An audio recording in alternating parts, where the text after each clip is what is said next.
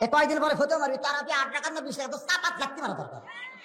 তুই যদি দুর্বল মানুষ হয়, সারা বারান্দার নামাজ পড়বো, বারান্দার নামাজ পড়ে তুই 4 টাকা পড়বো, 8 টাকা পড়ে চলে যাবো। মসজিদের মধ্যে ঢুকে কেউ 8 টাকা পড়ে বারবার চাই, আর কান সারা জুতে মারবি শালা। কয় রাকাত পড়বি, ওকে ফটো মারতেছে। মদিনাত পড়, মদিনাত যা, মক্কা পড়ে মক্কা যা। বাংলাদেশে যেটা চলে, রমজান মাসে একটা নফল ইবাদত অন্য মাসের ফরজের সমান সওয়াব হয়। ধরে কোন কথা শিখছে না, হ্যাঁ? এটা নিয়ে ফেতনা কেন? তুমি 8 টাকা পড়ো, বারান্দা থেকে চলে যাও, তা ভিতর ঢোকার দরকার না। ভিতরে ঢুকলে 20 টাকা পড়বে, বারাবার খেলে কিন্তু সাইজ হয়ে যাবে। সবাই 20 টাকা পড়ে, 8 টাকা পড়ে যাই, শয়তান কয় ওই গেল তুই যা, ওই গেল তুই যা, এই করে নামাজের দিকে মন ভাঙে। ধরে কোন কথা ঠিক কিনা? সারা বছর পর একটা মাস আমরা পাই, রহমত মাগফিরাত নাজাতের মাস। এই মাসে বেশি বেশি ইবাদত করে আমাদের জীবনের পাপকে আমরা মাফ নিব। ধরে কোন কথা ঠিক? আগে 8 রাকাত তারাবি দুনিয়াতে কেউ কয় নাই। 1284 হিজরির আগে তারাবি 8 এরকম কেউ বলে নাই। 1284-তে ভারতের আকবরাবাদ থেকে সর্বপ্রথম এক ব্যক্তি বলছে তারাবি 8 টাকা। কোরআন ও সুন্নাহ মোতাবেক যদি পড়তে চান তো মা আয়েশা রাদিয়াল্লাহু তাআলা আনহার সহিহ বুখারীর হাদিস, এর চেয়ে স্পষ্ট কোন হাদিস নেই। সেটা হচ্ছে মা আয়েশা রাদিয়াল্লাহু তাআলা আনহাকে জিজ্ঞেস করছেন যে কাইফ কানা সালাতু রাসূলিল্লাহ সাল্লাল্লাহু আলাইহি ওয়াসাল্লাম বিল-লাইল, রাতের সালাত কেমন ছিল। তখন বললেন তিনি রমজান মাসের কথা জিজ্ঞেস করছেন। বলছে মা কানা ইয়াজিদু ফি রমাদান ওয়ালা ফি গায়রিহি আলা 11 রাকাতান। রমজান মাসে হোক আর অন্য কোন মাসে হোক, সারা বছর 11 রাকাতের বেশি তিনি পড়তেন না।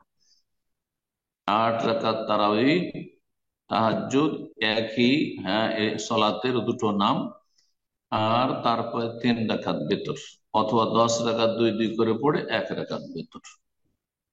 এটা হচ্ছে নবী সাল্লাল্লাহু আলাইহি ওয়াসাল্লামের সুন্নাত।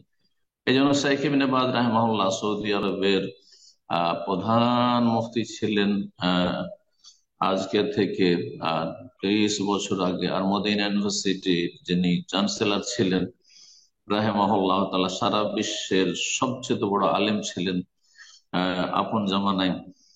তিনি বলতেন প্রত্যেক রমজানে, আমরা ছাত্র জীবন থেকে তার আলোচনা, তখন তো দুনিয়াতে ছিলেন তিনি, ছাত্র জীবন থেকে শুনতাম, পহেলা রমজানের রাতে তিনি যে আলোচনাটি করতেন সেখানে তিনি বলতেন যে ওয়াল আফজাল, উত্তম হচ্ছে 11 রাকাত আদায় করা ইক্তেদান বিসুন্নতি রাসূলুল্লাহ সাল্লাল্লাহু আলাইহি ওয়াসাল্লাম, রাসূলুল্লাহ সুন্নতের অনুসরণে।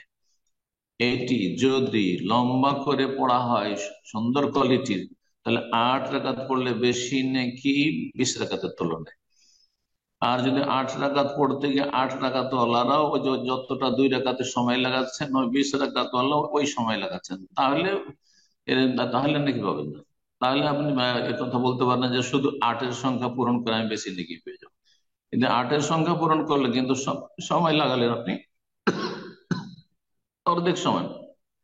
আর একজন হয়তো রাকাত সংখ্যা নবী সাল্লাল্লাহু আলাইহি ওয়াসাল্লামের নিল না আমলের, পরে সাহাবায়ে কেরামদের যুগে মানুষরা পড়তো, কেউ 20 পড়তো, এমনকি তাবেঈদের যুগে, ইমাম মালিক রাহিমাহুল্লাহর যুগে, তাবেঈনদের যুগে মদিনাতে 40 রাকাত পড়া হইতো, আর 1 রাকাত ভিতরে 41 রাকাত পড়া হতো।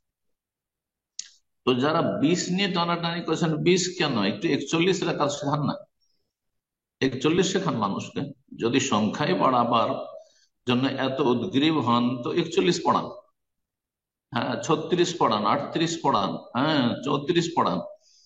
এই বিভিন্ন রকমের যে আমলগুলি রয়েছে সেগুলো করেন, কিন্তু সেগুলোকে সুন্নত বলিয়েন না রাসূলুল্লাহ সাল্লাল্লাহু আলাইহি ওয়াসাল্লামের।